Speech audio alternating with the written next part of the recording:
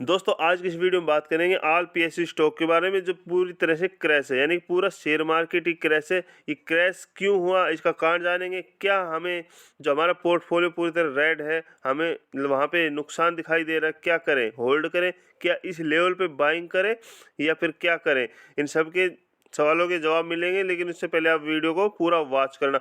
देखो sir, stock market है, पहले तो ये बता दो स्टॉक मार्केट में कुछ भी हो सकता है, इसलिए अपना पैसा एक जगह ना लगा के अलग अलग अच्छी अच्छी कंपनियों में लगा के रखना चाहिए। दूसरा, जो अभी स्टॉक मार्केट है पूरी तरह क्रैश है, इसको रिकवरी होने में समय लगेगा, क्योंकि सेबी ने ऐसा ही बयान दे दिया है। और साथ में जब स्टॉक मार्केट ने भागना शुरू किया था, वो भी भाई एक क्या है ना, किसी भी ऐसे व्यक्ति का बयान जहाँ पे भरोसा किया जा सके, ठीक है, तो उस बेस पे स्टॉक मार्केट ने भागना शुरू किया। इन कंपनियों ने पैसा बना के दिया, 4-4, 5-5 गुना, 6-6 गुना पैसा बना के दिया। अब क्या हुआ, स्टॉक मार्केट अचानक से क्रैश हो गया। सारे स्टॉक देख सकते हैं ना, जहाँ पे कहीं पे 4%, कहीं पे 8%, कहीं पे 10%, कहीं पे 12% की गिरावट देखने को मिल रही है, ठीक है। तो सारे स्टॉक पूरी तरह धड़ाम है, पूरा पोर्टफोलियो रेड है। देखो, जब स्टॉक मार्केट में ये सारी जो कंपनियां थी एक सस्ते भाव में मिल रही थी, तब मोदी जी ने बयान दिया था कि सरकारी कंपनियां वहाँ दाव लगाना है तो लगा लो।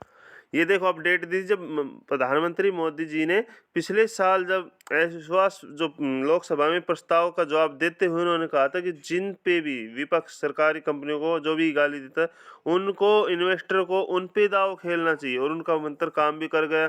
और इन कंपनियों ने पैसा बना के दिया है, ठीक है। जो एनएचपीसी है, एसजीवीएन है, आरवीएनएल है, आईआरएफसी है और आईआरबी है, और भी जो कंपनी है, इन सभी ने पैसा अच्छा बना के दिया है, ठीक है। लोगों का 6-6 गुना, 5-5 गुना पैसा कर दिया है, ठीक है। और जो हमारे पास में इरकॉन इंटरनेशनल है, ठीक है।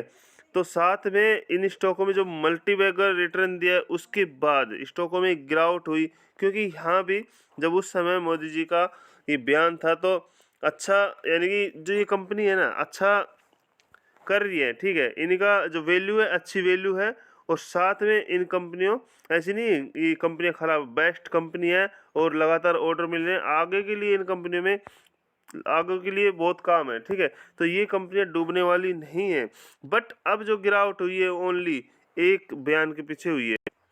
यहाँ पे देखो, सेबी चेयरमैन का सख्त बयान, क्रैश हुआ शेयर बाजार, 13 लाख करोड़ डूबे। यानी कि सेबी के जो चेयरमैन है माधुरी दीक्षित ने कहा कि हमारे पास इसकी पता, यानी कि इनका कहने का मतलब ये कह रहे हैं कि जो भी ये स्टॉक है ये सभी मैनिपुलेट किए गए, यानी कि इनको, इनकी जो है मेन वैल्यू, स्टॉक जो जितने भी स्टॉक हैं इनकी जो शेयर की जो वैल्यू है वो ये एक्चुअली नहीं है, इनको बढ़ा चढ़ा के मैनिपुलेट किया गया है, बढ़ाया गया है, ठीक है। इनके शेयरों में हेरी फेरी हुई है, इस बारे में इन्होंने बयान दिया है, ठीक है। तो इससे क्या होगा कि जो निवेशक है उनमें एक पैनिक, डर बैठ गया और उन्होंने बिकवाली शुरू कर दी, और स्टॉक मार्केट में लगातार गिरावट पे गिरावट देखने को मिल रही है।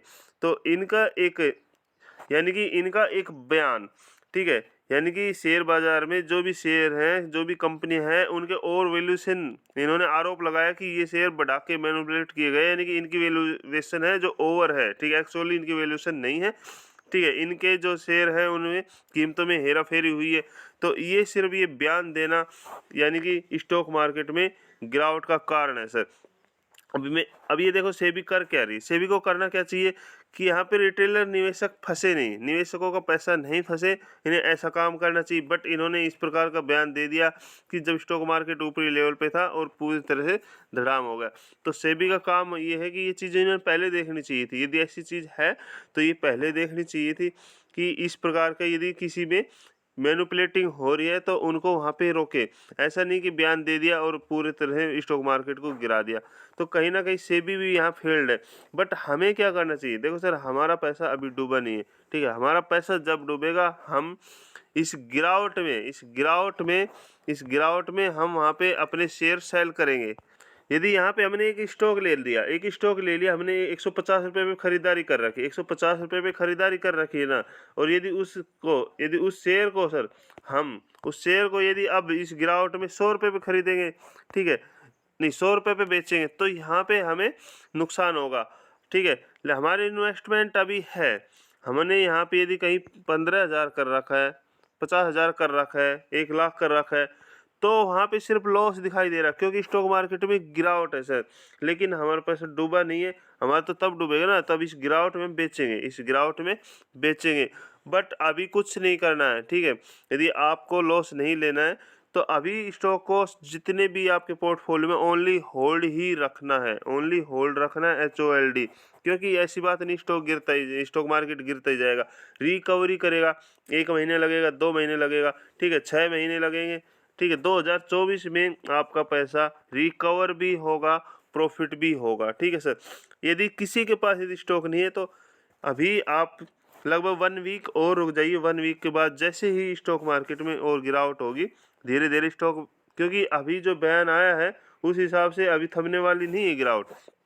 गिरावट होगी, ठीक है, बड़ी गिरावट नहीं होगी, धीरे धीरे गिरावट होगी, ठीक है। कंसोलिडेट भी करेंगे स्टॉक, तो उस लेवल पे आप कुछ क्वांटिटी 6 महीने के लिए खरीदारी करके भूल जाइए सर, ठीक है। उसके बाद देखते क्या होता है अप्रैल के बाद, क्योंकि मुझे नहीं लगता कि अब स्टॉक मार्केट इस तरह से रिकवरी करेगा, ठीक, और उसमें तेज़ी देखने को मिलेगी, क्योंकि इस महीने और अप्रैल तक इस प्रकार ही स्टॉक मार्केट हलचल करता रहेगा। किसी स्टॉक में अचानक से तेजी, फिर थोड़ी गिरावट, फिर तेजी गिरावट, और स्टॉक में कंसोलिडेशन इस प्रकार का बना रहेगा सर। तो जिसके पास जो भी स्टॉक है अभी सिर्फ ओनली होल्ड करिए, लॉस लेके नहीं जाना है सर।